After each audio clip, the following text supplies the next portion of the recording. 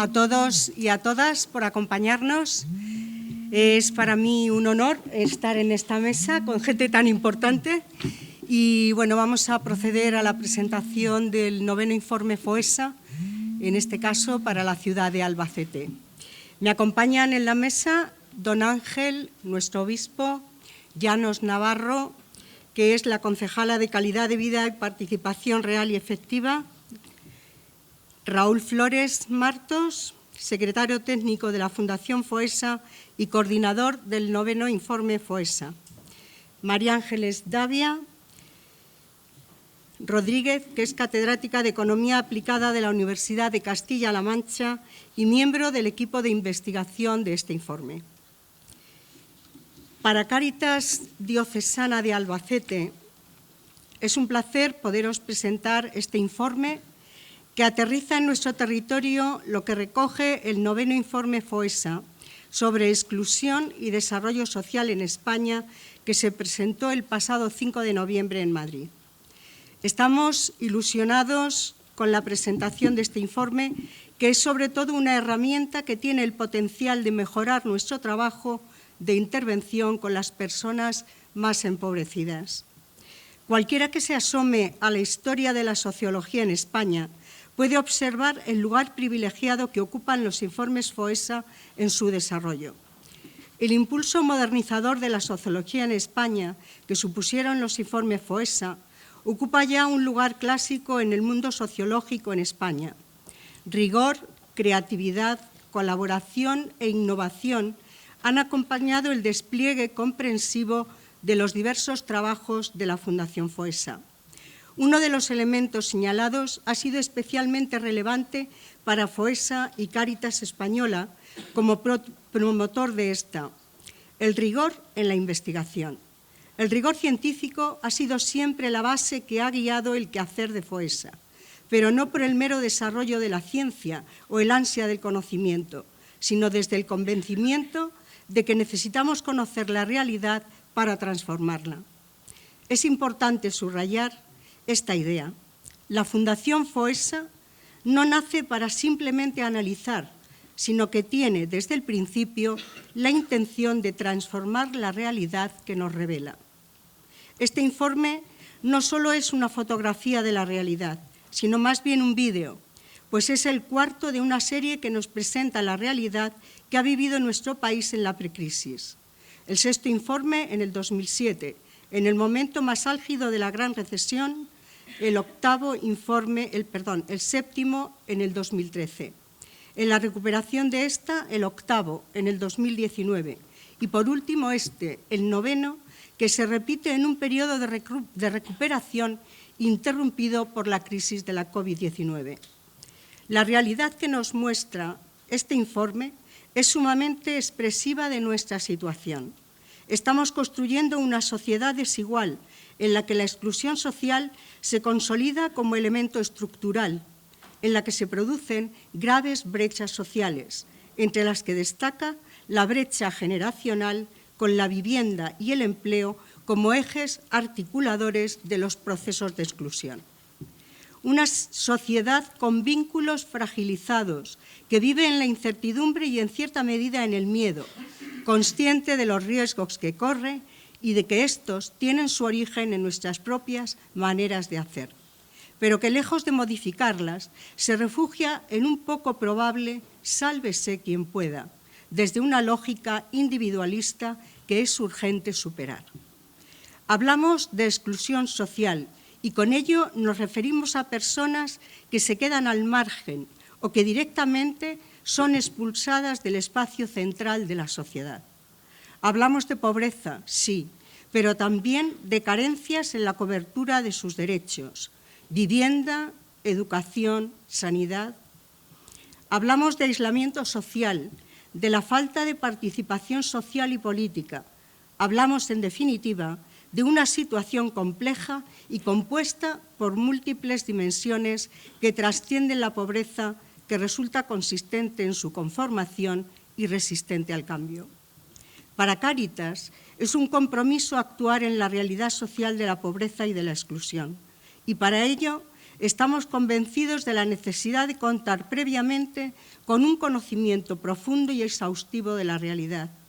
De esta manera, afinaremos las respuestas y acompañaremos mejor a los destinatarios de nuestra acción. Pues como dice el Papa León XIV en su reciente exhortación apostólica Dilexit Te, más allá de los datos que a veces son interpretados en modo tal de convencernos que la situación de los pobres no es tan grave. La realidad general es bastante clara. Hay reglas económicas que resultaron eficaces para el crecimiento, pero no así para el desarrollo humano integral. Aumentó la riqueza, pero con inequidad. Este 9º informe global tiene su reflejo en 22 informes territoriales, entre los que se encuentra este que presentamos hoy. Un informe que realiza un detallado análisis de las condiciones de vida de nuestra ciudadanía, que aporta luz sobre la evolución social de nuestra ciudad y que puede y debe ser un punto de partida para la acción, no solo de Cáritas, sino de todos los agentes políticos y sociales. Este informe debe interpelarnos a todos como parte involucrada en la realidad. Nuestro mayor interés es lograr que esta tarea investigadora de FOESA sirva a las personas que viven en el lado oscuro de nuestra realidad. De todos esos descartados a los que Cáritas sitúa siempre en el centro de sus acciones. Creemos que este informe y su reflejo territorial servirán para que todos asumamos en lo político, en lo personal y en lo comunitario la cuota de responsabilidad que tenemos en la construcción de soluciones y oportunidades. Bien, pues después de este momento doy paso a Raúl Flores y a María Ángeles, que son quienes van a presentarnos el informe. Muy buenas tardes, muchas gracias por acompañarnos esta tarde. Es un placer poder compartir algunos detalles de lo que el informe FOESA nos está diciendo y de lo que el informe FOESA de Albacete ha descubierto. Esperemos que nos sirva para situarnos de una manera sencilla y breve. En primer lugar, me gustaría hacer una pequeña introducción al modelo de investigación. Es verdad que los informes FOESA no son setas que hayan nacido ayer. Venimos realizándolos desde el año 1965 con el primer informe FOESA y después de todos estos años, 60 años de la Fundación FOESA, hemos conseguido llegar al 9º informe FOESA. Y siempre los hacemos de la misma manera. Los informes son una suma de personas. En este último informe FOESA han participado 140 investigadores en el informe estatal y 40 investigadores en los distintos informes territoriales. Estamos hablando de un equipo formado por 180 investigadores de más de 51 universidades y centros de investigación de todo el Estado español.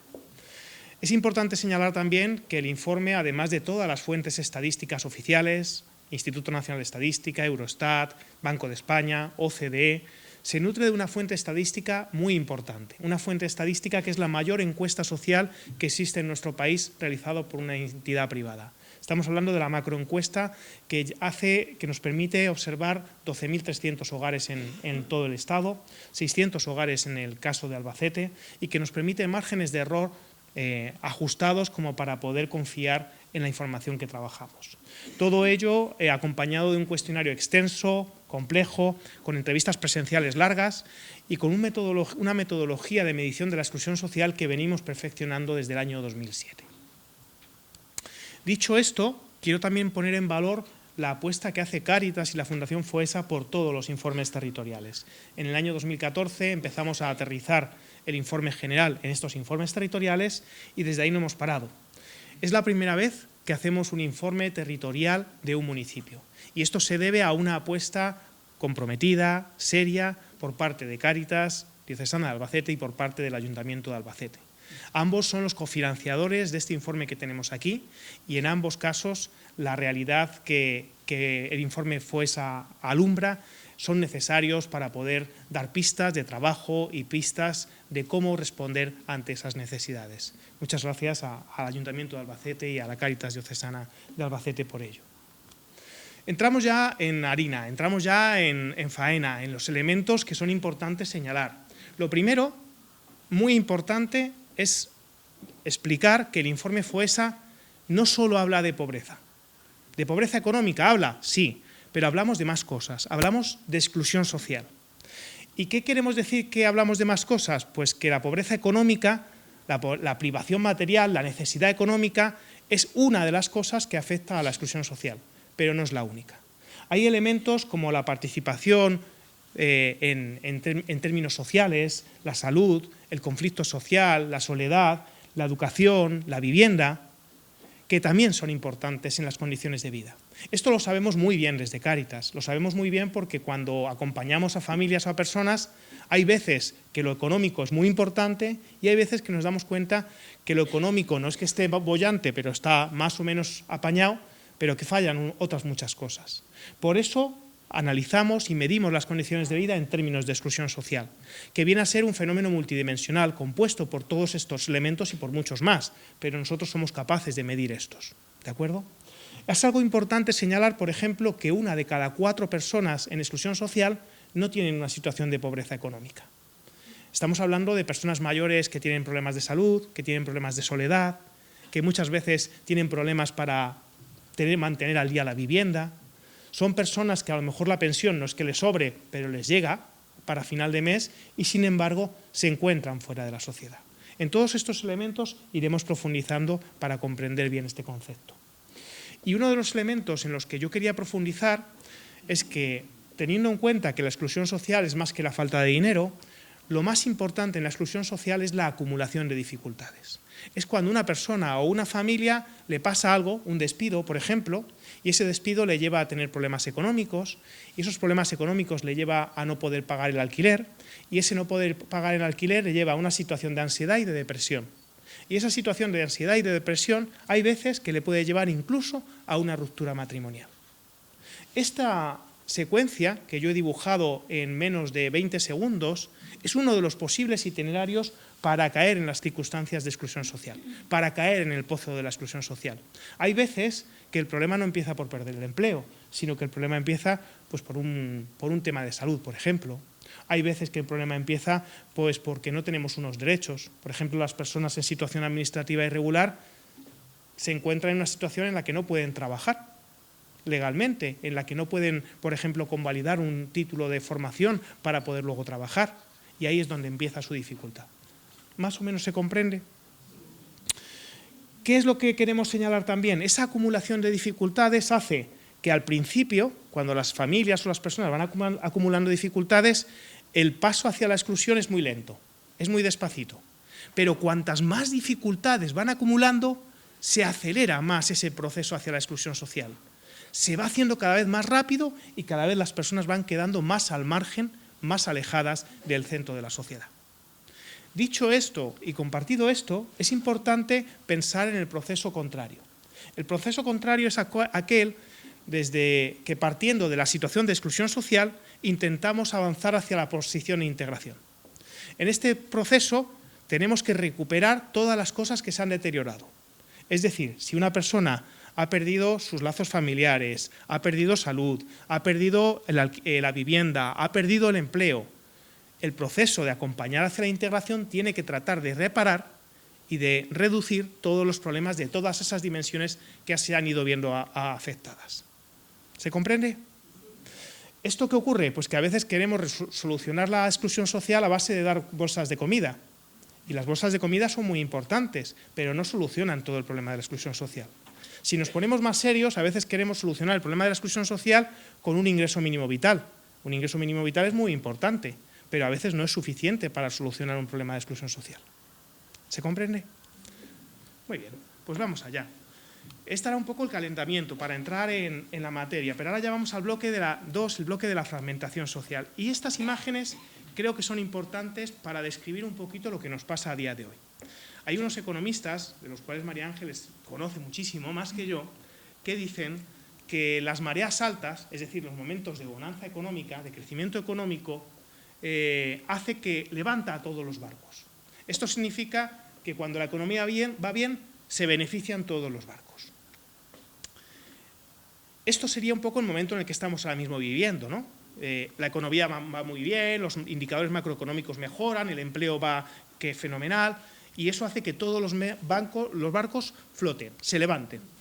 Esto, no vamos a entrar en detalles, es casi siempre verdad, aunque luego podríamos entrar en matices que unos flotan más que otros. Pero bueno, las mareas altas levantan todos los barcos. Pero ¿cuál es el problema cuando la marea luego baja? Si nos vamos al Mediterráneo, esto lo vemos muy poco, pero en cuanto nos vayamos al Cantábrico, veremos que las mareas bajan mucho y que de repente dejan al descubierto un fondo del mar. El fondo del mar, la estructura, la forma en cómo nos organizamos como sociedad, las decisiones económicas que estamos tomando, las decisiones políticas que estamos tomando, cómo las personas nos relacionamos desde unos valores u otros, son ese fondo del mar. Y por mucho que ahora mismo tengamos una marea alta, el fondo del mar es muy parecido al que había cuando había marea baja. Y ese fondo del mar es lo que nos habla de las circunstancias de exclusión social, de pobreza y de desigualdad de las que necesitamos hablar. Porque el crecimiento económico por sí solo no siempre reduce la desigualdad. Tenemos análisis en distintos momentos y en distintos espacios en los cuales vemos que el crecimiento económico por sí mismo no siempre reduce la desigualdad. Y entonces, ¿qué necesitamos para la reducción de la desigualdad? Necesitamos otro componente, que es la redistribución de la riqueza. Esto se explica, por ejemplo, en momentos en los cuales, a pesar de que hay crecimiento económico como el que estamos viviendo, las condiciones de vida no mejoran sustancialmente. España tiene una de las tasas de desigualdad más altas de la Unión Europea. Castilla-La Mancha, sin embargo, además de esto, el municipio de Albacete también tiene una tasa de desigualdad que supera la media de la Comunidad Autónoma de Castilla-La Mancha. Estos elementos que influyen en la desigualdad y que hemos señalado aquí son solamente algunos de ellos. Son un ejemplo de los más importantes que están de alguna forma entrelazándose y reforzándose en las situaciones de vulnerabilidad asociadas a la desigualdad. Hablamos de la vivienda, hablamos del empleo, de la salud y de la protección social, como elemento de compensar esas situaciones que estamos viendo que no van bien. Este sería el primero de los acercamientos a las cuestiones de la desigualdad. Bueno, pues buenas tardes. Voy a interrumpir un poco el hilo de la charla para dar las gracias a Cáritas Diocesana por la invitación a compartir con ustedes pues, un poquito de lo muchísimo que he aprendido gracias a que he formado parte de esos 140 compañeros estudiosos desde las distintas ciencias sociales de la realidad española. Para mí ha sido un auténtico regalo de la vida formar parte de este equipo y la verdad que es un honor. Y muchísimas gracias a la Fundación FOESA por confiar en mí y en el equipo en el que hemos estado trabajando. Os voy a traer algunos datos, muy pocos, creo. Bueno, a los economistas todos los datos nos parecen pocos, eso también os lo tengo que decir, ¿eh? Pero unos pocos datos de contexto, de forma que vamos a intercalar la información. Aquí mi jefe de proyecto FOESA y yo para ofrecer algunos datos generales de la economía española que se corresponden perfectamente con la realidad que tiene el informe. De esa forma vamos a ir alternando grandes tendencias que se dan en España, que también obviamente vivimos en la ciudad, y otras que son más locales. La información es perfectamente coherente, entre otras cosas, porque las fuentes de información que utilizamos a escala nacional coinciden también con algunas de las que se han utilizado en este informe, de tal modo que es perfectamente coherente en todo momento. En cuanto a la evolución, en el capítulo en el que yo trabajé, el capítulo 2, tenía varias dimensiones. Una de ellas era el mercado de trabajo, la evolución del empleo. Y en este sentido, pues tenemos, como en casi todas las magnitudes y direcciones, buenas noticias y matices, ¿no? Podríamos decir buenas y malas o buenas noticias matizadas. En este sentido, quería comentarles que tenemos ligeros cambios, o a veces no tan ligeros, en la estructura ocupacional en el mercado de trabajo en España, que está suponiendo, en la estructura de la renta, la ocupación hablaré después, en la estructura de la renta en España, que está suponiendo un ligero ensanchamiento de la clase media-baja. Y a su vez también hablaremos de la pobreza infantil cronificada, y de lo que eso va a suponer. Más adelante hablaremos de la transmisión intergeneracional de la pobreza. Entonces empezamos con las grandes tendencias, primero en renta y después entro en el mercado de trabajo. Perdón, que me he equivocado. Respecto a la evolución de la distribución de la renta, lo que vemos aquí es la evolución de la composición de la población española a partir de la renta que tienen los hogares. Y a mí me llamaba la atención al principio ver cómo es muy plana, aparentemente plana, ¿verdad? Desde 2007 a 2022 tenemos una evolución de la renta, de la distribución de la renta aparentemente plana, lo cual quiere decir que a lo mejor no ha habido unos cambios enormes, ¿verdad? Pero sí que es cierto que en el último tramo, en el tramo post-pandémico, nos estamos encontrando con un cambio interesante, como siempre con luces y sombras. Tenemos una clase media-baja que estaría marcada por este punto de aquí.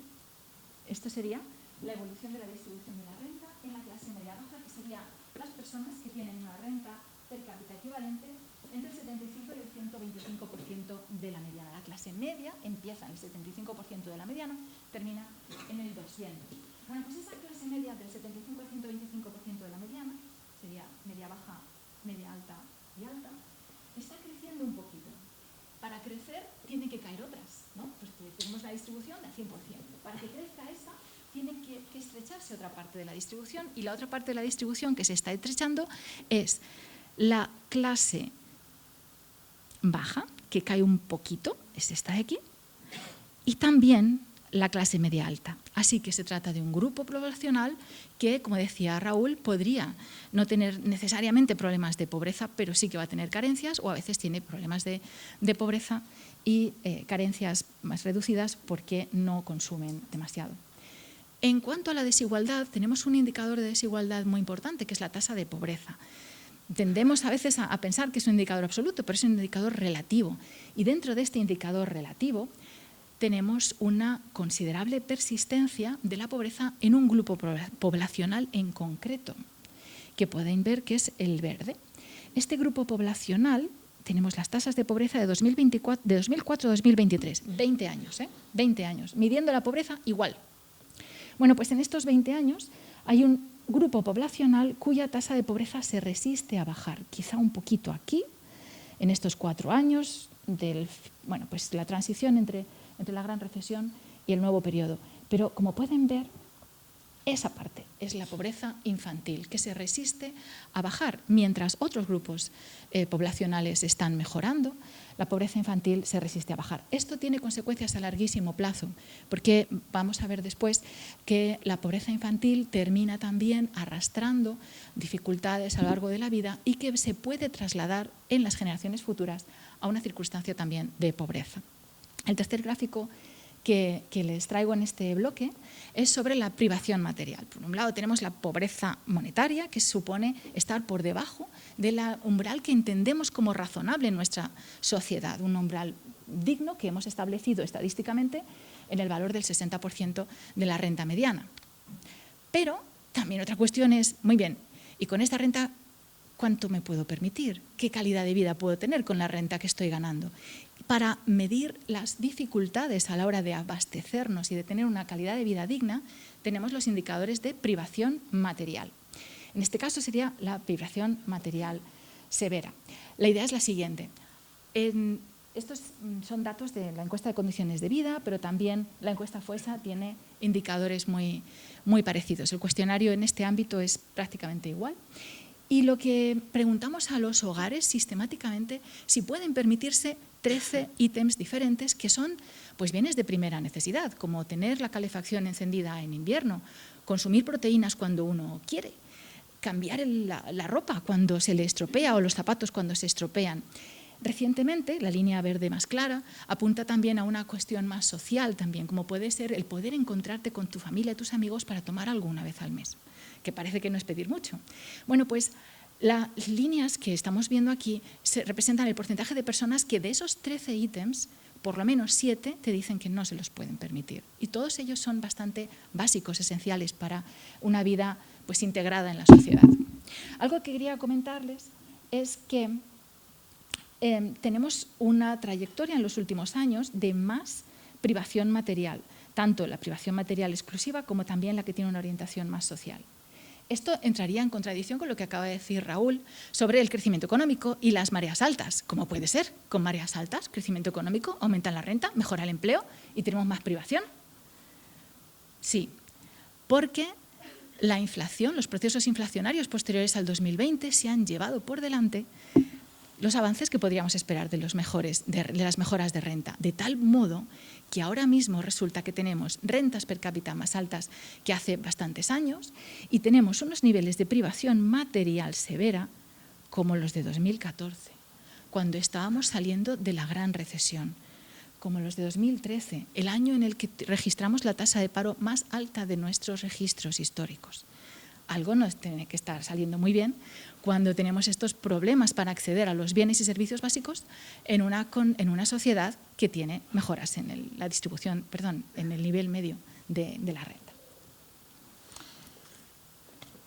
Y observadas estas diferencias entre el crecimiento económico, la pobreza económica y la privación material, lo que hacemos a continuación es abrir el objetivo y mirar a qué ha ocurrido en términos de exclusión social severa, que registra todo eso más todas las dimensiones que veíamos al principio.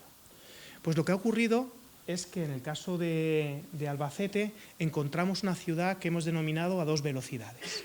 Encontramos las tasas de integración plena más altas de las que hay ahora mismo en todo el Estado, más alto que en Castilla-La Mancha y más alto que en el conjunto de España.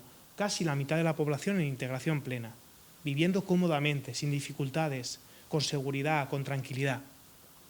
Pero también encontramos otro hecho diferencial, y es una de las tasas de exclusión social severa más altas, mucho más alta que la de Castilla-La Mancha y también más alta que la del conjunto del Estado. Estamos hablando, por tanto, de un 12,5% de la población en exclusión social severa, aproximadamente 21.000 personas en el municipio de Albacete. Esto de las 21.000 personas en exclusión social severa o esto de las 38.000 personas en situación de exclusión social general, que sería la suma de estos dos porcentajes, el 12,5 y el 9,7, nos habla de todas estas fotografías. ¿Por qué nos empeñamos en plantear estas fotografías? Para que nadie busque a las personas en exclusión social en el suelo de las calles. En las calles, en el suelo, están en ocasiones las personas sin hogar. Y eso es un espacio muy pequeñito del conjunto de la exclusión social. Afortunadamente, hay muy poquitas personas sin hogar. Sin embargo, la exclusión social va mucho más allá de eso. La mayor parte de la exclusión social es invisible. No podemos detectarla en simple observación. La mayor parte de la exclusión social son personas que viven en sus casas. Por ejemplo, esta familia, que viven 5 personas en una habitación, porque son incapaces con los ingresos que tienen de poder pagar una vivienda. Además, en esa casa, los niños a las 10 de la noche tienen que estar totalmente en silencio. No pueden usar el baño a partir de las 10 de la noche. Esto que estoy contando no me lo estoy inventando. Esto es la realidad de familias que conocemos, que acompañamos desde Cáritas. Vivir así no es estar integrado.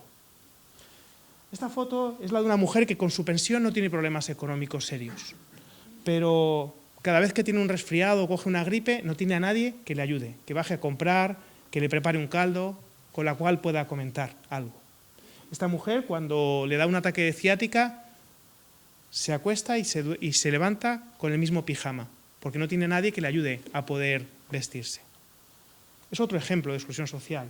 Personas mayores en situación de dependencia, viviendas que no están adecuadas, personas que sufren malos tratos, trabajadores que madrugan todas las mañanas, que se levantan a las 6 de la mañana, que ganan 1.200 euros y que cuando llega el día 3 de cada mes han pagado 800 de alquiler, han pagado la luz, el agua, el gas, eso que pagamos todos, y se han quedado así para el resto del mes.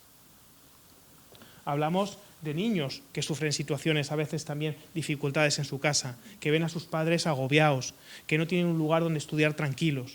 Todo esto son las situaciones de exclusión social a las que nos referimos.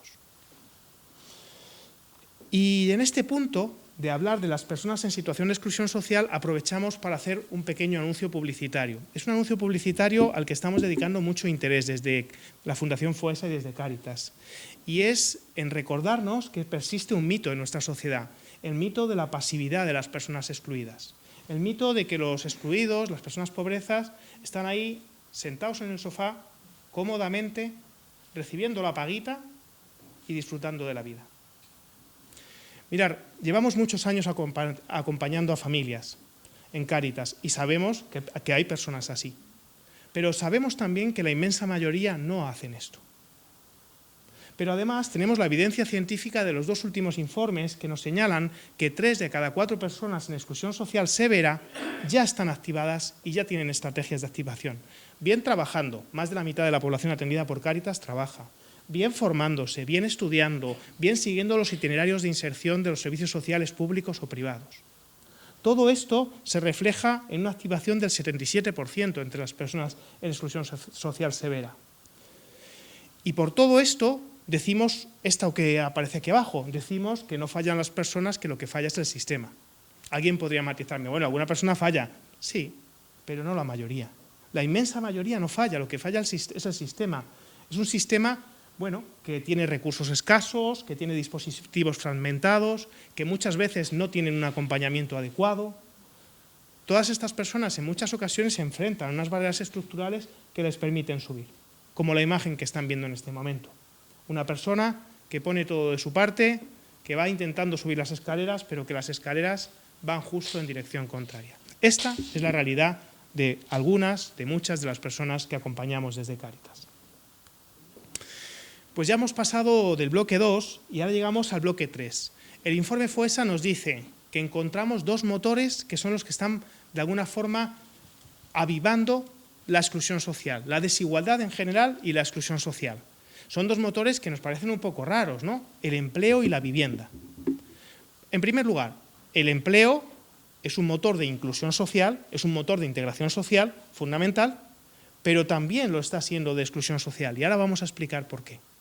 La vivienda, ese espacio mínimo de seguridad que todos necesitamos, lo que debería de ser es un espacio de inclusión, de integración, pero sin embargo está siendo un espacio de exclusión social para una parte de la sociedad. Vamos a dar algunos detalles. Primero, sobre el empleo. Lo primero, el empleo ha mejorado, claro que sí. Decimos que el empleo se recupera, pero que el bolsillo y la integración no lo está notando. Hemos aumentado el empleo en el municipio de Albacete un 12%, la tasa de paro se ha reducido considerablemente, se ha reducido de una forma muy importante el paro de larga duración, que es muy importante que ese tipo de paro se reduzca, y además los salarios han aumentado. Pero aquí es cuando cambia, y además de ver la luz tenemos que mirar las sombras. Los salarios han aumentado, pero no han aumentado tanto como el coste de la vida en Castilla-La Mancha. Concretamente, tenemos un incremento del 14% en salario medio en euros corrientes, pero cuando lo comparas con los precios, hemos perdido salarios, porque tenemos una reducción del 3,6% de los salarios en euros reales. La nómina es mayor, pero lo que puedo hacer con mi nómina es menos de lo que hacía antes. Además de estos elementos, la precariedad del empleo no ha desaparecido. No ha desaparecido para una parte de la sociedad. Estamos hablando de niveles de inestabilidad laboral grave del 5%, de empleos irregulares del 3%, elementos superiores en Albacete que en Castilla-La Mancha. ¿A qué nos referimos con la inestabilidad laboral grave? Nos referimos a esa intermitencia que muchas personas tienen en el trabajo, esa imposibilidad de trabajar 12 meses seguidos, que trabajas 3 meses, tienes 2 meses que no trabajas y vuelves a trabajar 4 meses y ya no trabajas más el año. Imaginaos, 7 meses trabajados en un año, pero 12 meses de alquiler. 7 meses trabajados, pero 12 meses de dar de comer y de vestir a los niños. 7 meses trabajados, pero 12 meses de vida. Ahí es donde encontramos las situaciones de personas que cuando en la foto hacemos la foto y están trabajando, a pesar de estar trabajando en esa fotografía, tienen situaciones de pobreza y de exclusión social. Y todo ello en una normalización de esas nuevas condiciones de trabajo. A lo mejor nosotros somos de los afortunados que tenemos un trabajo estable, 12 meses, 8 horas, pero hay mucha gente que quiere trabajar 8 horas y solamente puede trabajar 5. Eso es lo que se llama la parcialidad indeseada, la parcialidad involuntaria. Todos estos elementos nos llevan a afirmar lo que decimos aquí. La precariedad es la nueva normalidad para una parte de la sociedad. Antes hemos puesto el foco en los últimos 4 años y en cómo los precios han estado afectando a la capacidad de compra, pero también en términos de la dinámica del mercado de trabajo tenemos que mirar a largo plazo. Y es que estamos viviendo unas tendencias que se han ido pues, acumulando durante los años. Y esto lo vamos a llamar cambios en la estructura ocupacional, es decir, cambios en las ocupaciones que están creciendo más o decayendo en nuestro mercado de trabajo, que tienen consecuencias en términos de desigualdad salarial a largo plazo y en especial durante las crisis. Y después pues retomaré esta idea que nos acaba de lanzar Raúl, la idea de que, al igual que en Castilla-La Mancha, con las cifras que os ha dado Raúl, también en el conjunto de España se advierte esta tendencia a que los salarios reales no mejoren. En todo caso, incluso hay periodos de caída producida por los fenómenos de inflación. Vamos a empezar con la cuestión de los cambios en la composición de las ocupaciones. Tenemos a largo plazo una tendencia a la polarización del empleo. ¿Qué quiere decir esto? Bueno, pues con los años estamos advirtiendo que hay sectores productivos que están creando empleo muy cualificado, empleo que aprovecha las tecnologías y que tiene salarios altos. Salarios, además, de personas cualificadas que tienen una enorme productividad y contribuyen con ella al crecimiento económico de una forma notable. Estas personas van a estar concentradas en la parte de la derecha de la distribución salarial, es decir, estarán en la parte más elevada de la distribución de salarios. Pero a veces, durante las crisis en especial, como puede ser la crisis del 2008, lo que tenemos también es una caída del empleo de puestos de trabajo que entran en desuso por distintas razones. Vamos a pensar, por ejemplo, en la construcción, en la que había muchos trabajadores de gama media, con salarios medios, que no se consideraban quizá mal pagados, pero estaban en esa franja intermedia que la demanda ya ha hecho obsoletos. Estarían en esta franja intermedia de la distribución salarial. Y a la izquierda quedarían puestos de trabajo de personas con bajos salarios, muy bajos salarios, que son personas muy necesarias para la economía y muy necesarias para sostener la sociedad. Son las personas que cuidan de nuestros mayores o de nuestros nenes, son las personas que limpian las casas, son las personas que pues no sé, están esperando pues, los guardias de seguridad o los camareros. Hay muchas profesiones que tienen un componente humano muy importante, que no son fáciles de sustituir por tecnología y que vamos a seguir necesitando y cada vez más. Bueno, pues estas ocupaciones estarían en la parte izquierda. ¿Y qué os sucede? Pues que durante las crisis se pierde mucho empleo en la parte intermedia de la distribución, mientras que la parte derecha sigue necesitando profesionales que afronten los nuevos retos de la sociedad, y en la parte izquierda seguimos teniendo muchas personas que nos hacen falta, que no podemos, de las que no vamos a poder ni deberíamos poder prescindir en absoluto. Y eso es lo que genera un crecimiento del empleo que en las épocas de crisis crece por la derecha y por la izquierda, mientras que cae abajo. Lo que supone pues que la distribución salarial se polariza, porque el empleo se concentra en los lados y pierde masa por en medio. Esto es una tendencia que en las épocas de crecimiento se palía porque somos capaces de crear empleo en muchas franjas salariales, pero en las épocas de crisis se hace mucho más pronunciado y claro. Este gráfico representa la evolución de los salarios reales en España. Estos son los salarios reales diarios calculados por la muestra continua de vidas laborales. Y en la parte de arriba está la evolución del salario medio. La parte de abajo es la evolución del salario mediano, la que deja por debajo de sí a la mitad de la distribución. Primera cuestión que veo, pues que en los últimos años, por ejemplo, desde 2013-2014, es bastante plano y desde 2021 está en caída. Si este gráfico llegara a 2024, seguiría cayendo. Lo que nos está hablando es de una caída de la capacidad de compra de los salarios, porque estos ya están corregidos por la inflación. Si no estuviera corregida la inflación, harían así, pero como está corregida, se queda en plano y con una caída al final, lo cual está relacionado con la privación material que vimos antes. Otro detalle ya es que veis que los niveles de salario medio están por encima de la mediana. Lo que eso denota es que hay una considerable desigualdad salarial. O sea, el salario medio está por encima, pues porque hay salarios muy altos por ahí arriba, del valor que deja a la mitad de la distribución a su izquierda. Esa desigualdad también es persistente, pero dentro de lo persistente que es, no es constante.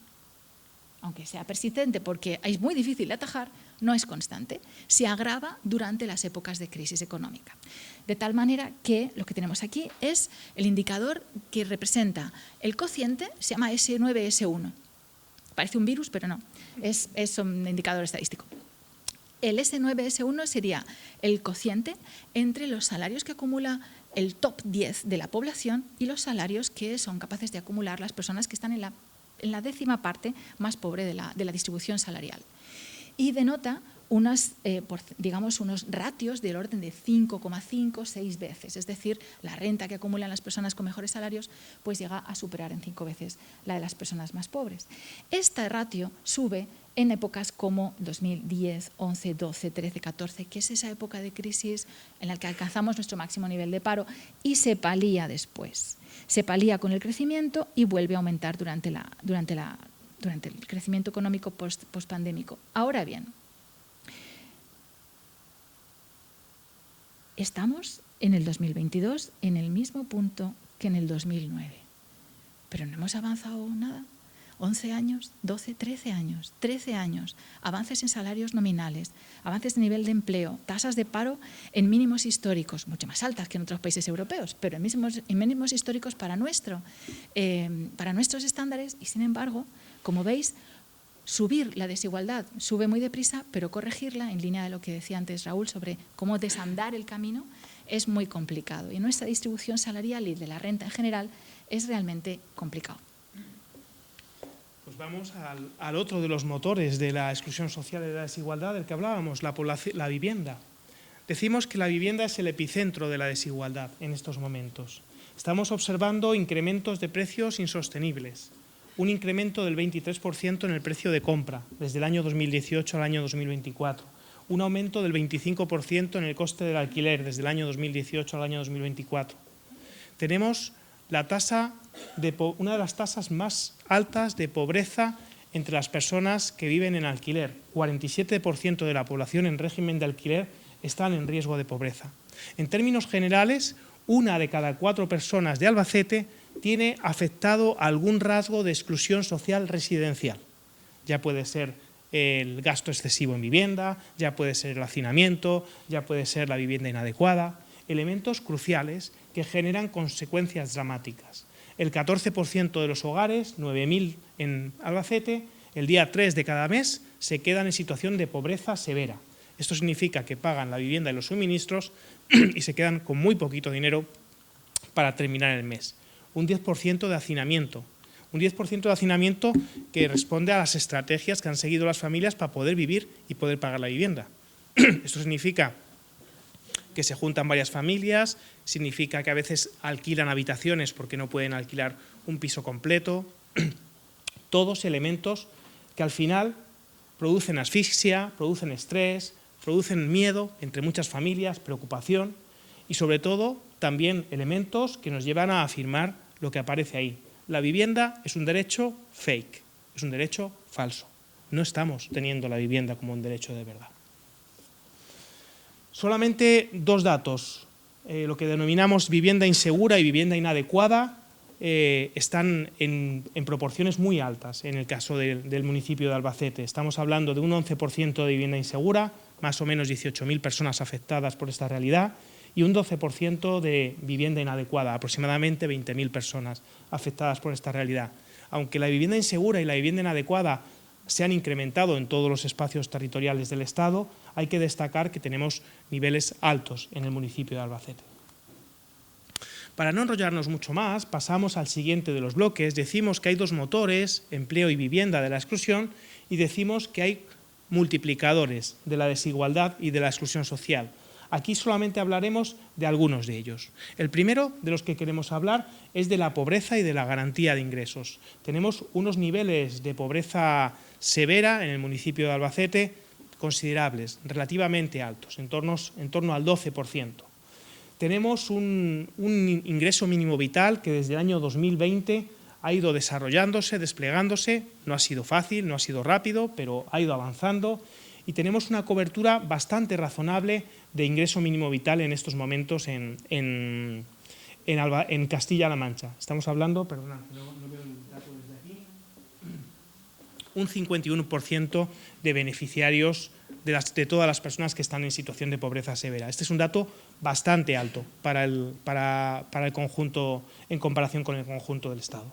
De hecho, tenemos uno de los niveles de información y de conocimiento del ingreso mínimo vital más altos de los que hemos analizado.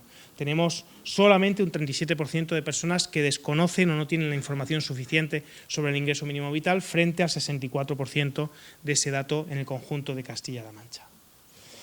Por tanto, el IMV en Albacete tiene mayor cobertura que en Castilla-La Mancha, tiene mayor cobertura que en España, avanza mejor que en otros territorios, aunque todavía está muy lejos de cubrir a toda la población que lo necesita.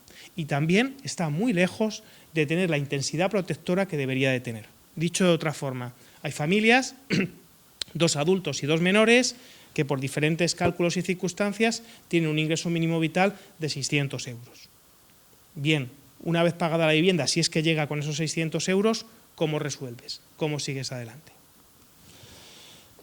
Hay algo también muy importante que no ha afectado solamente al caso de Albacete ni de Castilla-La Mancha, ha afectado en otros territorios, pero estamos hablando ahora mismo del caso de Albacete y de Castilla-La Mancha, y es el que tenemos que señalar, y es que se ha reducido significativamente el acceso al ingreso mínimo de solidaridad hasta prácticamente extinguirse.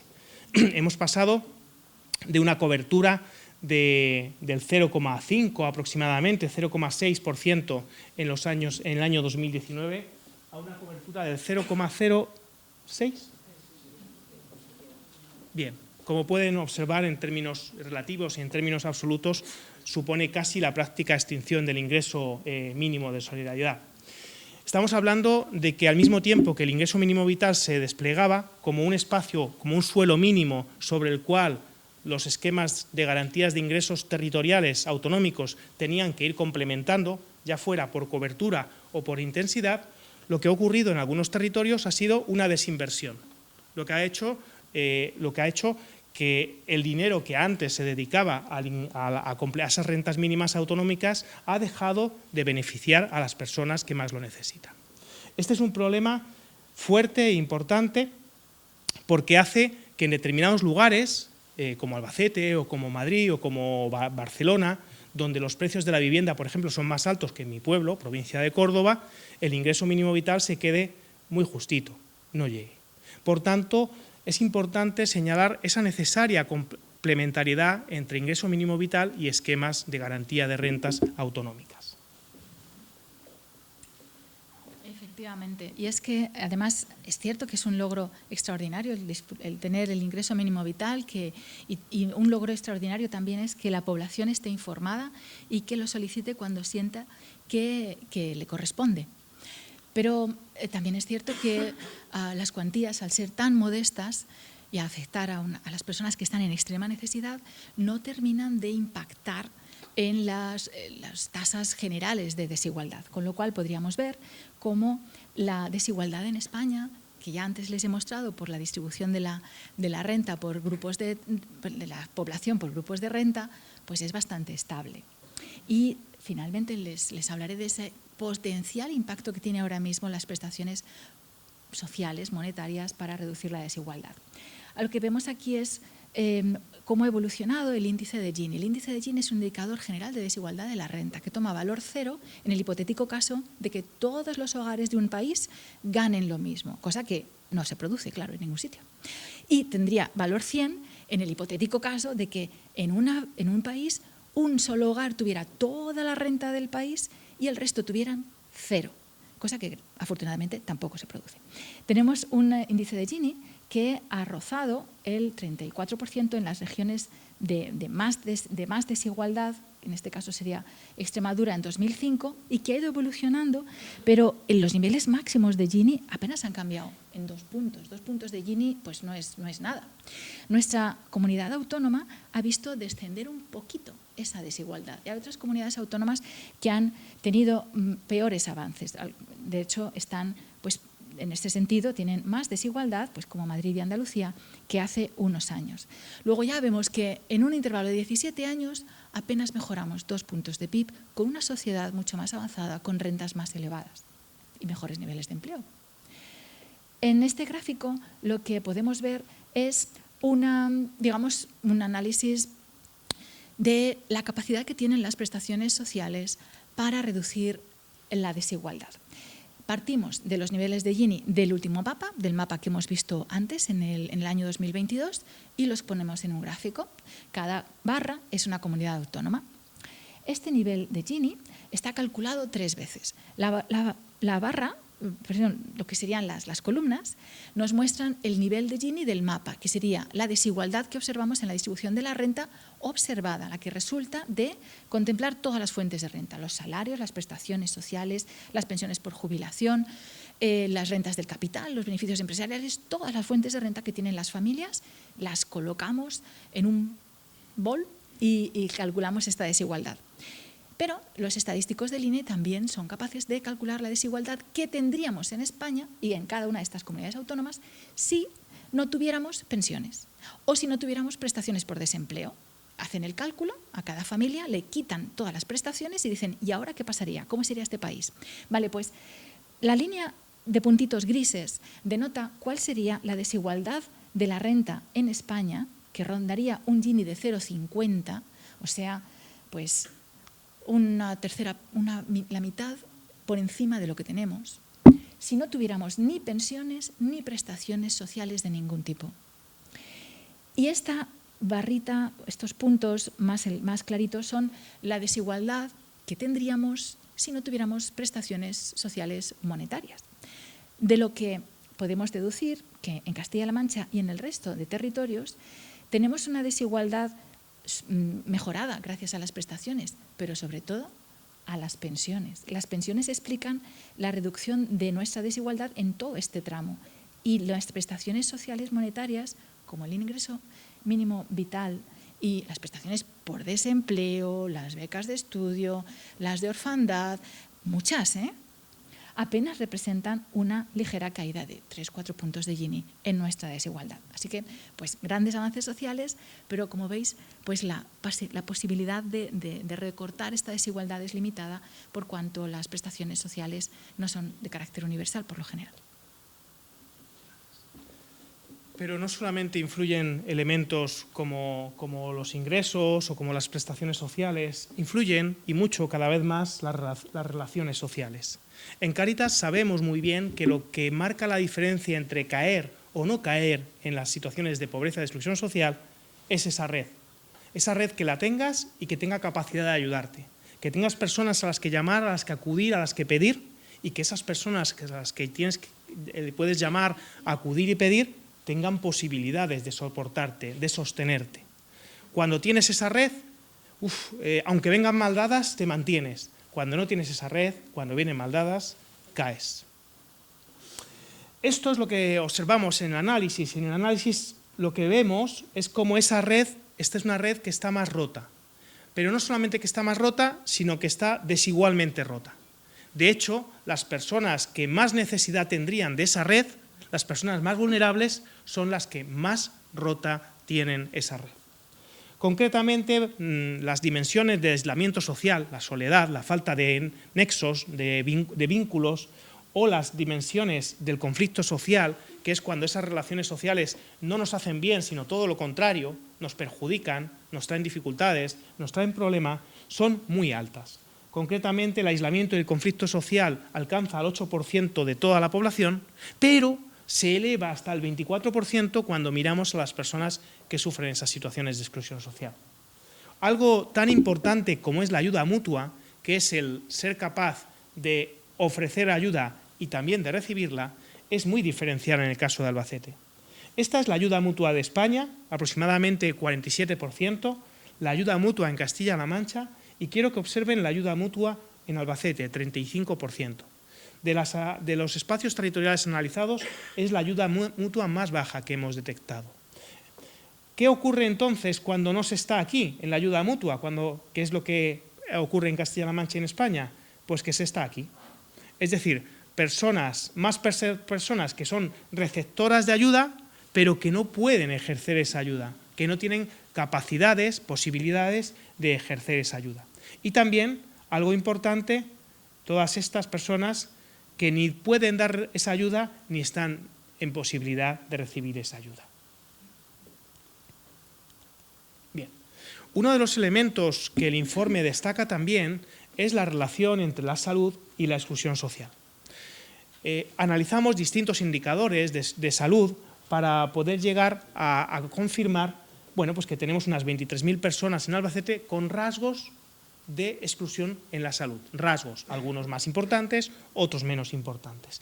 Voy a detenerme solamente en un elemento, es este de aquí. Estamos hablando de un 7% de la población de Albacete, 12.000 personas aproximadamente, que no tienen posibilidades económicas para abordar elementos de la salud esenciales. Destaco, dentista, podólogo, psicólogo, poder seguir tratamientos, comprar ciertos medicamentos, poder seguir ciertas dietas. Estamos hablando, por tanto, de que buena parte de la sociedad albaceteña, un 7%, pero una gran parte de la población en exclusión social, casi la mitad, lo económico es un freno a acceder a elementos de la salud importantes. Ir al dentista, al podólogo, al psicólogo, comprar gafas, prótesis dentales o seguir dietas precisas se convierten en una barrera para la salud para toda esta población. Al final, la conclusión a la que llegamos es que la barrera del dinero está impidiendo tratamientos esenciales, tratamientos importantes. Llegamos ya a un bloque interesante, que es el bloque que además, no sé si habrá periodistas aquí, pero los periodistas siempre nos preguntan, pero ¿cuáles son los rostros de esto que estáis describiendo? ¿Quiénes son las personas? Lo primero que decimos es que la exclusión tiene múltiples rostros, muchas personas muy diferentes. Pero claro, hay veces que tenemos que destacar algunos rostros donde la exclusión social es más fuerte. Y el primero de los rostros que vamos a destacar es el de las personas extranjeras. Estamos hablando de un 54% de exclusión social entre las personas extranjeras, un dato que casi triplica el de la población española, que es de un 20%. Cuando las personas extranjeras además tienen una situación administrativa irregular, la exclusión social se alcanza al 68% de esta población. Es un dato de España, no es un dato de Albacete, el de la situación administrativa irregular, porque no tenemos muestra suficiente en Albacete y necesitamos toda la muestra del conjunto del Estado para llegar a ese dato. Esto es importante, las personas extranjeras tienen muchas más dificultades, barreras de acceso al empleo, barreras de que sus títulos educativos les sirvan, barreras de falta de raíces en la sociedad, de falta de vínculos, de apoyos sociales, muchos elementos que dificultan su integración y por tanto caen en mayor situación de exclusión social. Y dicho esto, tenemos que decir otra cosa, que la exclusión social no es un problema importado, que la pobreza y la exclusión social que vivimos en Albacete no es que han venido muchas personas de fuera y nos han hecho pobres y nos han hecho excluidos. Casi el 80% de la exclusión social de Albacete son personas españolas. Esto es importante señalarlo porque en ocasiones pues, podemos confundirnos en el análisis de esta cuestión. Vamos a un elemento que anunciaba María Ángeles y que creemos que es importante. La exclusión social se incrementa hasta el 37% en los niños y niñas, es decir, en las familias con hijos y con hijas. Estamos hablando de una tasa que triplica a la de las personas mayores, que es aproximadamente del 5,5%. Este es un rostro muy claro de la exclusión social, la infancia. Esta brecha generacional no solamente genera problemas y sufrimientos en los niños y en las niñas de hoy, sino que están hipotecando el futuro de toda una generación, porque como veremos a continuación, la vivencia de esa pobreza y de esa exclusión social en nuestra infancia marca mucho, nos deja huella, nos imprime unas cicatrices que nos acompañan muchas veces a lo largo de toda la vida. Señalar también la situación de las familias numerosas, donde la exclusión social también se eleva hasta el 39%, y por último, señalar la realidad de nuestros jóvenes. Jóvenes con tasas de paro que duplican las tasas de paro general, con una inestabilidad laboral especialmente intensa en esa etapa de la vida, con una reducida capacidad de ahorro, con una vivienda encarecida e inaccesible, con proyectos vitales retrasados, con proyectos de emancipación retrasados y con proyectos, me van a permitir que lo explique así, reproductivos, retrasados y en muchas ocasiones, pues eso, pues nada, pues no hacemos, pues no afrontamos esa parte de maternidad o paternidad que quisiéramos. Por tanto, y como resumen de esta cuestión, no estamos hablando de una crisis juvenil, no es que los jóvenes lo estén pasando mal, es que es una sociedad que ha cerrado la puerta a su futuro. Cuando no somos capaces de compensar estas dificultades de infancia y juventud, estamos hipotecando el futuro de toda la sociedad, no solamente la de los niños y de los jóvenes. Y ya creo que esta es la última ocasión que voy a tener de hablar con ustedes. La cuestión que nos acaba de aportar Raúl sobre cómo hipotecamos el futuro tiene que ver con un fenómeno que llamamos transmisión intergeneracional de la pobreza, y es que la pobreza se hereda, igual que la riqueza, y se hereda a través de distintos mecanismos. Puede ser, por supuesto, el nivel educativo, la salud y lo que llamamos las habilidades blandas, el entorno social donde te has criado, los amigos que vas a tener. En este sentido, hay mucha evidencia ya en las últimas décadas de cómo se transmite la pobreza, y les traigo ahora un gráfico que hemos sacado de Ains Foessa, precisamente de la encuesta Foessa de estos últimos años. Este gráfico denota cómo cambia la probabilidad de tener un mal resultado en tu vida adulta cuando en tu adolescencia has pasado por dificultades materiales, cuando tenías una condición pues, de pobreza o de dificultades económicas en la casa de tus padres, en la que te criaste y tenías más o menos 14, 15 años. Y en las columnas verdes estamos hablando del porcentaje de personas que o bien tienen un bajo nivel educativo, o bien sufren exclusión social, o bien sufren pobreza relativa, pobreza severa, que sería la pobreza por debajo del umbral del 40% y no del 60% de la mediana, o tienen dificultades para llegar a fin de mes. Lo miremos como lo miremos, por educación, por acceso a la vivienda, por acceso a bienes básicos, por renta, siempre, sistemáticamente, hay una serie de puntos diferenciales de riesgo en cualquier elemento de integración social que acarrean las personas que vivieron una infancia marcada por la pobreza. Esto es especialmente importante en el año 2024, más que en el año 2018. Es decir, que da la sensación de que esa correlación entre las condiciones de vida de las generaciones, lejos de hacerse más suave, se podría estar aumentando. Esto se puede ver de distintos puntos de vista, distintos matices, ¿de acuerdo? Desde el punto de vista de la educación no, pero desde el punto de vista de la renta se podría estar agudizando un poco. Al respecto, he cogido estos datos, primero porque los veo muy claros, porque me permiten analizar 2 años, pero también porque hay un elemento de la encuesta Ains Foessa que quería comentar, y es que, a diferencia de la encuesta de condiciones de vida, preguntan por algo muy específico, y es, vale, pero cuando tú eras joven, cuando tú eras un niño, ¿tenías conexiones sociales, tenías actividades lúdicas en el barrio, tenías actividades lúdicas en la parroquia, hacías deporte, tenías refuerzo escolar? Esas preguntas, que no se hacen en ninguna otra encuesta, son extraordinarias porque permiten ver que estos resultados que les estoy mostrando se palían, no se corrigen, ya quisiéramos, pero se palían un poco cuando esas circunstancias se dan, y por tanto pues nos invitan a la esperanza de seguir trabajando con la infancia.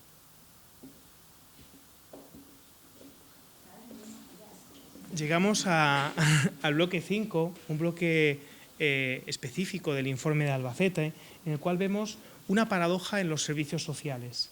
Por un lado, una necesidad de reforzar el esfuerzo que hacen los servicios sociales, y por otro lado, una apuesta por parte de la población de Albacete en términos de solidaridad con los servicios sociales. Lo voy a explicar de una manera sencilla y rápida. No hace falta, acompañamos de gráficos, por supuesto, para que siempre puedan ver las evidencias que hay detrás, pero yo creo que con los datos es suficiente. Solo el 16% de la población de Albacete vive en hogares que hayan acudido a servicios sociales públicos o privados. Teniendo en cuenta que tenemos unos niveles de exclusión social del 22%, estamos hablando de una cifra relativamente baja. Además, un 18% dice que no acudiría a nadie en caso de necesidad económica. Es decir, falta de alguna forma un mayor conocimiento o proximidad a que los servicios sociales pueden serte útiles cuando estás en una situación de dificultad. Estos datos de uso de los servicios sociales, a pesar de ser mejores que los datos de Castilla-La Mancha o de España, siguen quedando lejos de una realidad que sería mucho más necesaria. Por otro lado, junto a esta falta de desarrollo o de utilización de conocimiento, de cercanía con respecto a los servicios sociales, hay algo importante a destacar, y es que la mayor parte de la población de Albacete cree que hay que destinar más recursos, más dinero a los servicios sociales. el 86% de la población cree que se deberían destinar más dinero, más recursos a los servicios sociales. Esto, yo tengo un amigo que me dice, ya, la gente dice que hay que dedicar más recursos, pero que lo pague otro, ¿no? Que la fiesta la pague el de al lado. Pues en esta ocasión esto no es así. De hecho, el 81% de los albacetaños estaría dispuesto a pagar más impuestos si eso garantizara mejores prestaciones y servicios. Esto lo podemos titular como una apuesta clara por la solidaridad en términos de servicios sociales desde el municipio de Albacete, desde la población de Albacete. Tenemos un bloque 6 un poquito grande, yo voy a reducirlo porque no queremos comernos toda la tarde, María Ángeles y yo aquí charlando, sino que queremos también dar paso a las otras personas que nos acompañan y también incluso un espacio de diálogo. Por lo tanto, voy a ir a elementos claves de este bloque 6. Por un lado, tantos claves no, voy a ir un poquitín más rápido. Por un lado, la necesidad de que por primera vez la crisis social la conectemos con la crisis ecológica. Esto significa que el modelo de desarrollo, el modelo de producción y el modelo económico que tenemos no nos sirve ya. Y no nos sirve porque si todo el mundo en el planeta viviera como vivimos en España, necesitaríamos 2,5 planetas. Es decir, no podemos seguir trabajando, funcionando como hasta ahora. Necesitamos cambiar. Pero además, este informe nos señala que la transición energética, que que es muy necesaria, sin probablemente, que es fundamental, está profundizando en las desigualdades. Es decir, que esos pasos hacia fuentes, por ejemplo, de energía más respetuosos con el medio ambiente, o esas necesidades de cambiar nuestros aparatos, nuestros vehículos, para poder mejorar el impacto en el medio ambiente, también están generando nuevamente más desigualdad. Otro elemento que yo querría destacar de una manera sencilla es los valores en los que vivimos. Los valores son fundamentales porque son la base de cómo actuamos, de las políticas que realizamos, de las actitudes que tenemos los ciudadanos con respecto a nuestros vecinos. Estamos en un momento de un auge del individualismo basado en una meritocracia ficticia. De alguna forma, hay personas que siguen queriendo creer que lo que han conseguido es solamente debido a su esfuerzo. Esta es una forma muy reducida de verlo. El esfuerzo es necesario, es crucial, lo tenemos que poner todos. Pero el esfuerzo, dependiendo de cuál sea tu punto de partida, de cuál sea tu familia, de dónde hayas nacido, te produce consecuencias muy diferentes. Esto se explica en los datos que nos presentaba María Ángeles y se explica en muchas evidencias que demuestran que en el mejor de los casos 1/3 de la posición social que vivimos, posición social y económica, se debe al esfuerzo. Los otros 2/3 se deben a las oportunidades que nos han dado nuestros padres, a los vecinos que nos han apoyado, a nuestros amigos que nos han recomendado, al primer jefe que tuvimos que nos dio una oportunidad, no una, 3, porque la fastidiamos un par de veces anteriormente. Todos esos elementos que nos acompañan explican ese logro y esa posición a la que llegamos. La meritocracia no solamente señala que si te va bien es exclusivamente por tu esfuerzo, cosa que es ficticia, sino que señala lo contrario, y esto es muy peligroso, porque señala que si te va mal es porque no has hecho las cosas bien. Cuidado, aquí ya es donde desde Cáritas y desde FOESA echamos el freno de mano y decimos, cuidado, estamos culpabilizando encima a las personas que están sufriendo las circunstancias de pobreza y de exclusión social. Frente a esta situación de meritocracia, junto a esta situación de meritocracia, también observamos ese auge del individualismo. Había puesto aquí una cita importante de nuestro Papa León XIV, que dice, no podemos decir que la mayor parte de los pobres lo son porque no hayan obtenido méritos. Según esa falsa visión de la meritocracia, parecería que solo tienen méritos aquellos que hayan tenido éxito en la vida. De una forma muy interesante viene a explicar elementos de los que estábamos señalando ahora mismo. Pero además, ese individualismo, esa meritocracia ficticia, conviene señalar elementos de lo que hemos denominado la sociedad del miedo. Una sociedad que, como explicaba Rosa en su intervención inicial, es consciente de que las cosas están regular mal, una sociedad que es consciente además que tenemos responsabilidad, es decir, que estamos haciendo las cosas y que nos están llevando a esa situación de mal regular, pero que además la respuesta ante esos problemas no es una respuesta colectiva, no es una respuesta de a ver cómo hacemos, nos remangamos y afrontamos esto, sino es una respuesta del sálvese quien pueda. A esto hay que añadirle elementos como desinformación, como el uso político del miedo, elementos que nos están conduciendo a lo que hemos denominado la sociedad del desasosiego.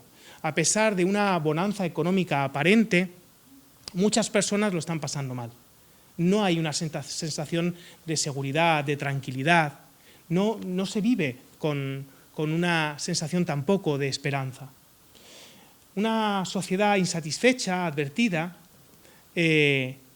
pero que dentro de ese conjunto grande de la sociedad también hay una parte que se niega a caer en la indigencia material y moral.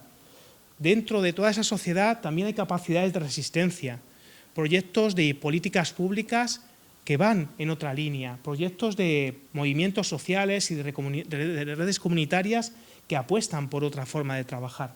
Esta fotografía es de Cáritas, es un espacio de compartir comunitario, es un espacio de que quedamos a comer la gente de este barrio, de esta zona o de este cachito de ciudad, que nos conocemos, que nos hablamos, que superamos los prejuicios o las distancias que tenemos desde el contacto, desde el conocimiento, y tenía ganas de poder compartirla.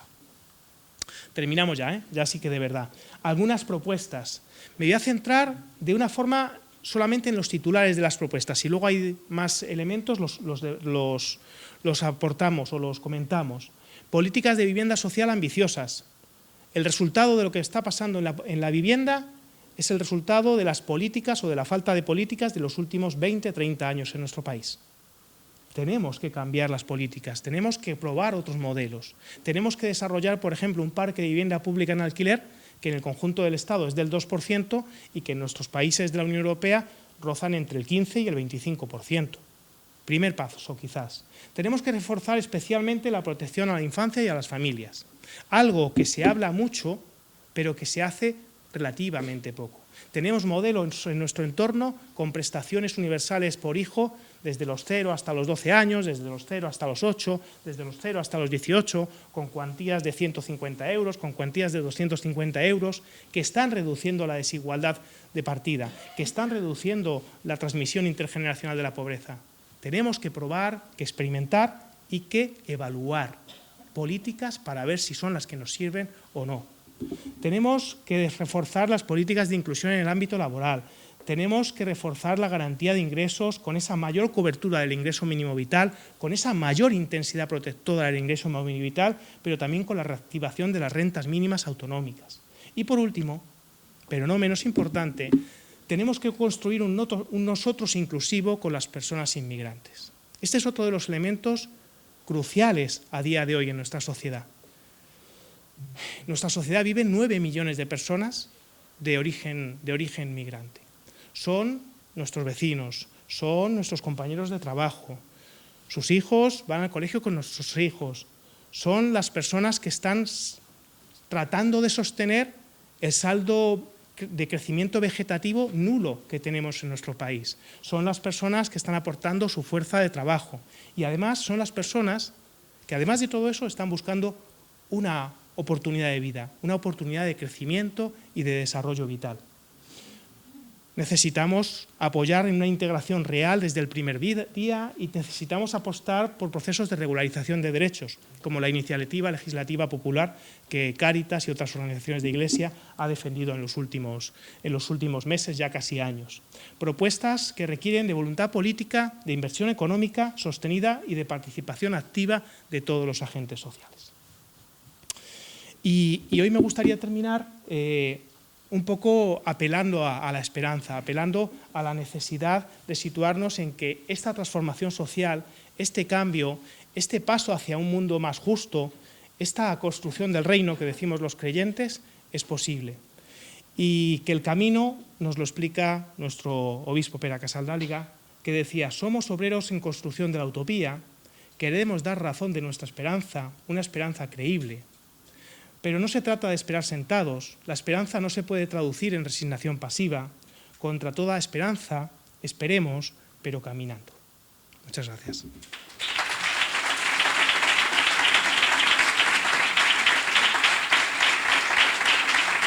Muy buenas tardes. Quería comenzar agradeciendo a todos vuestra presencia en este importante evento, saludar a los representantes de las distintas administraciones, al delegado provincial de Empleo, la delegada provincial de Sanidad, a mis compañeros de corporación, a Cáritas Diocesana, a las distintas asociaciones de nuestra ciudad, a consejos municipales, a la Federación de Asociaciones de Vecinos, a las trabajadoras del Servicio de Acción Social, al Consejo Social de nuestra ciudad, al señor obispo y, en general, a todas las personas que os habéis desplazado esta tarde hasta el Centro de Participación Ciudadana Ágora para asistir a esta presentación. Es normal el interés que todos tenemos por conocer de primera mano el exhaustivo estudio sobre la pobreza y la exclusión social en nuestra ciudad, sobre todo con las explicaciones tan detalladas de Raúl y de María Ángeles. Raúl es el coordinador de estudio que lo ha llevado a cabo, con el rigor y la dedicación que hay detrás de cada página y basado en la experiencia de 60 años realizando estos estudios. El encargo de este informe ha sido una apuesta valiente de nuestro ayuntamiento para poder conocer la realidad de Albacete, siendo además la única ciudad de España que lo ha realizado, a unas sabiendas que los datos que pudieran arrojar no serían los mejores datos a los que un político quiere enfrentarse, pero que por otra parte es la mejor manera para poder actuar cuando se tiene un diagnóstico, porque la verdad a veces duele, pero siempre nos ayuda. El informe que acabamos de escuchar es una herramienta para comprender la realidad sobre la pobreza y la exclusión social en Albacete, identificar las necesidades reales de la población más vulnerable, tomar decisiones basadas en datos y no en intuiciones y reforzar nuestro compromiso de poner en el centro a las personas. Detrás de cada cifra, detrás de cada porcentaje que acabamos de escuchar, hay vidas reales, sufrimiento, miedo, desesperación. Hay madres que hacen malabares para llegar a fin de mes. Hay personas mayores que se sienten solas. Hay jóvenes que, pese al esfuerzo y su formación, no encuentran un trabajo estable y una vivienda donde realizar su proyecto de vida. Hay familias que viven con gran incertidumbre sin saber qué va a pasar mañana. Hay sueños que se frenan. Hay personas que, aún trabajando, no consiguen salir adelante. Como gobierno, desde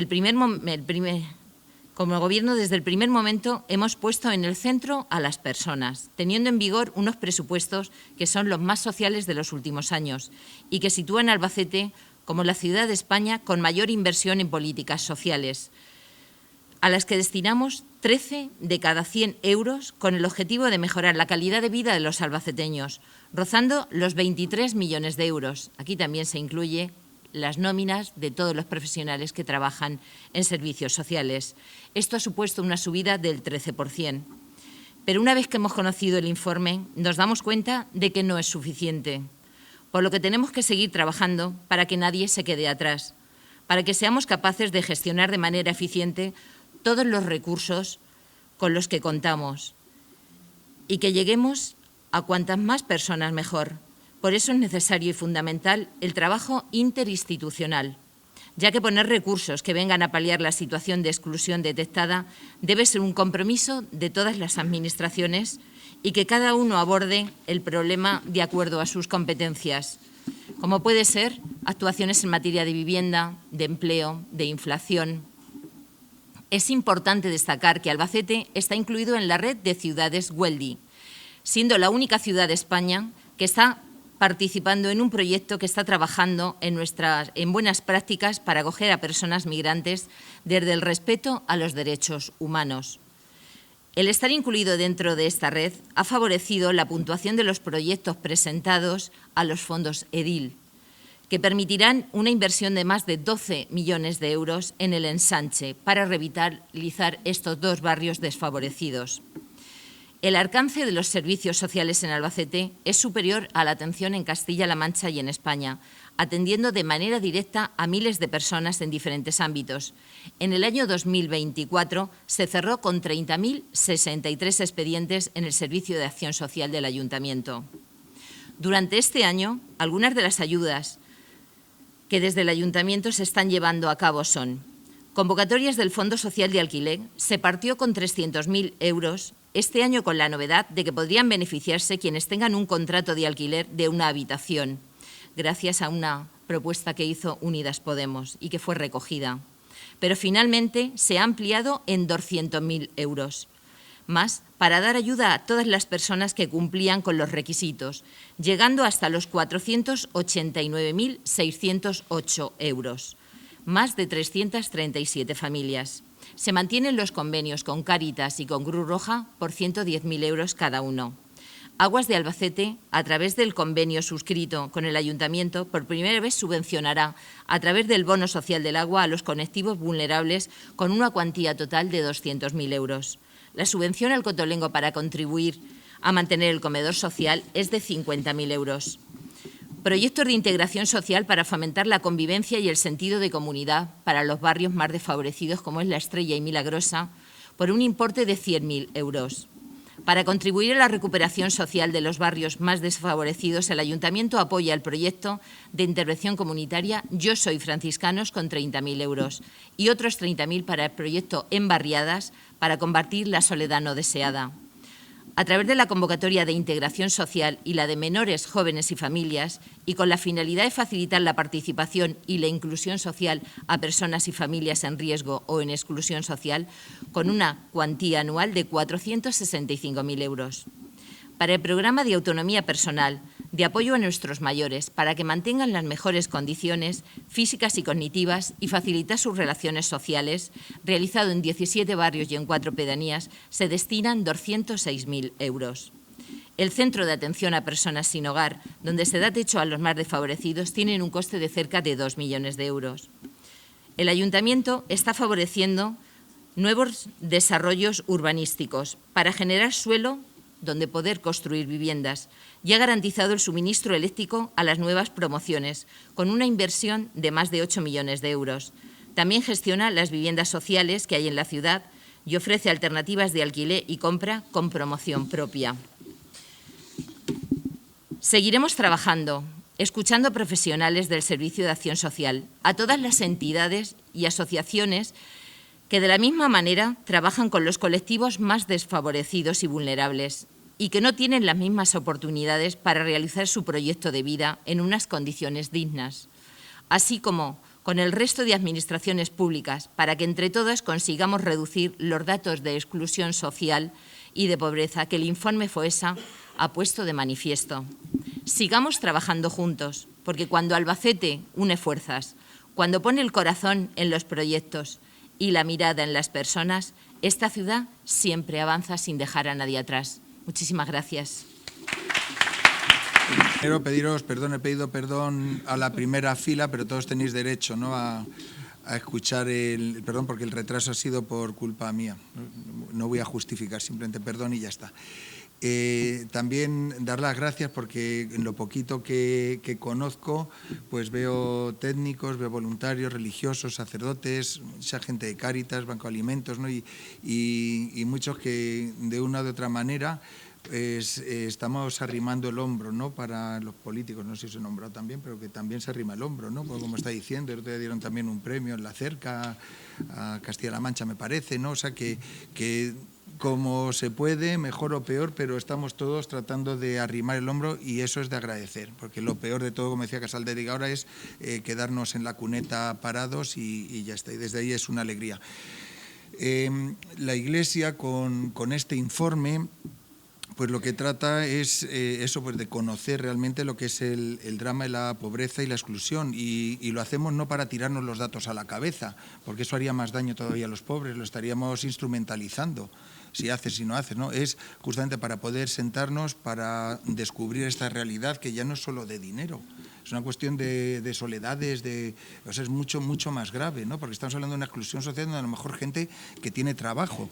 Entonces aquí es sentarnos para analizar estos datos, que también en FOESA, en Cáritas, hay técnicos, hay gente, los equipos que tengamos, para poder ver qué nos están diciendo realmente desde esa lectura, poder buscar soluciones que transformen la realidad, porque esta sociedad la estamos criando nosotros. No podemos echar la culpa a nadie, somos nosotros, nuestra forma de pensar, de educar, de hacer, pues todas nuestras cosas al final nos está llevando a esto, nuestra manera de vivir, de gastar el dinero, nos está llevando a esta realidad. Tendremos que plantearnos qué tenemos que hacer para poder transformarle, que la gente pueda vivir con verdadera dignidad. Bueno, desde ahí la intención de la Iglesia con este informe es conocer eso, el mundo que vivimos para servirlo mejor, saber qué hermanos padecen de manera especial la pobreza y la exclusión.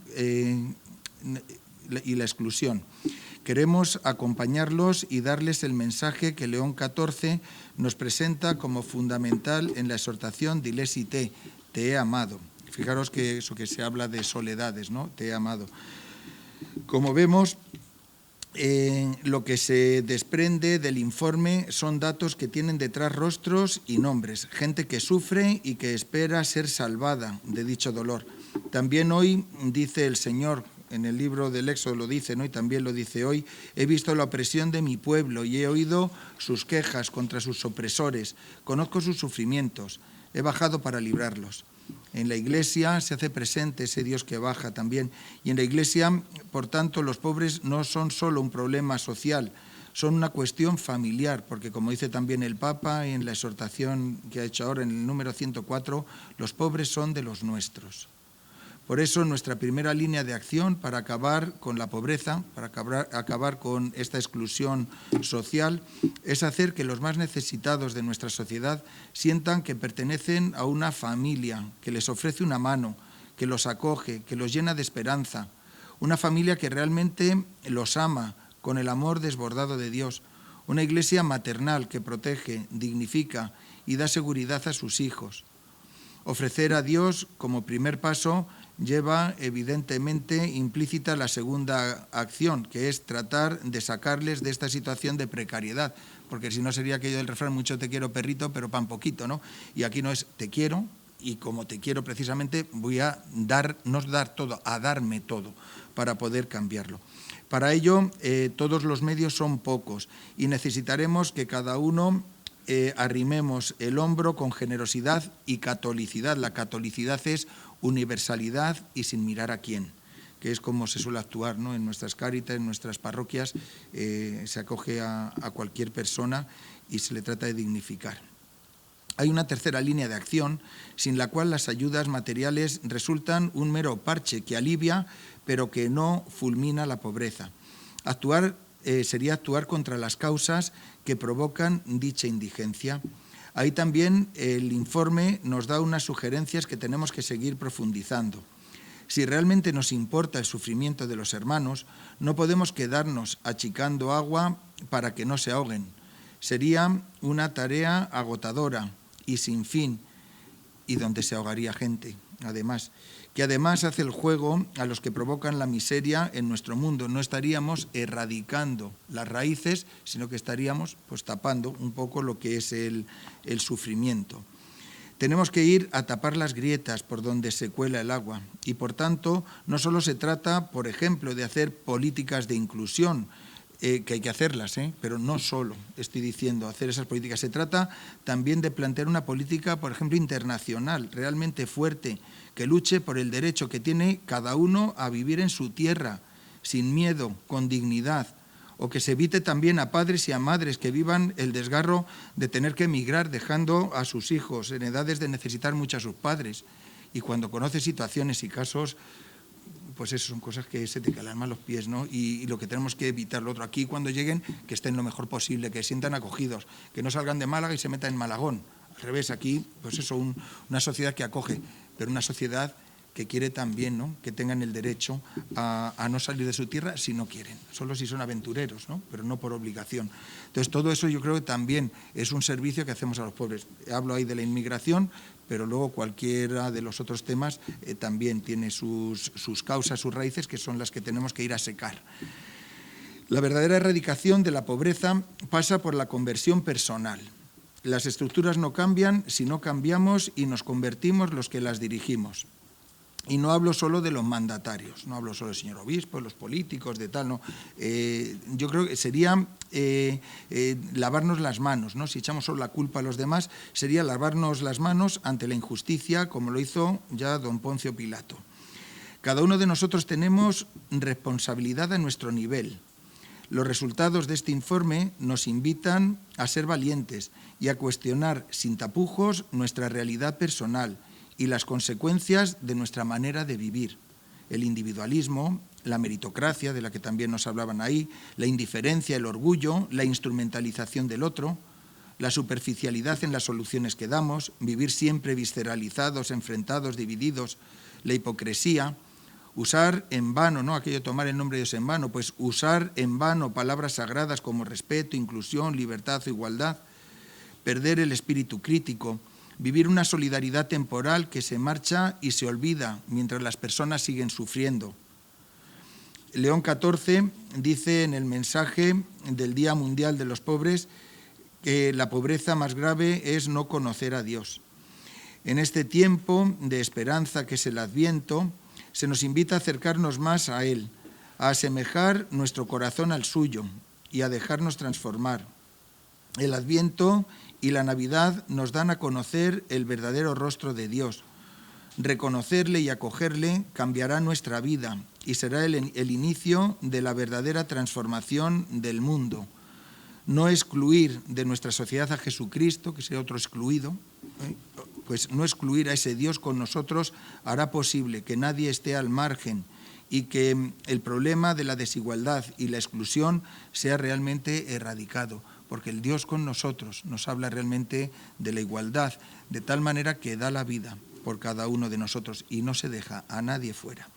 Tenemos ahora los datos que nos han dado y lo que nos toca es seguir trabajando y hacerlo juntos, con la ayuda de Dios para poder cambiarlo, con mucha esperanza. Muchas gracias.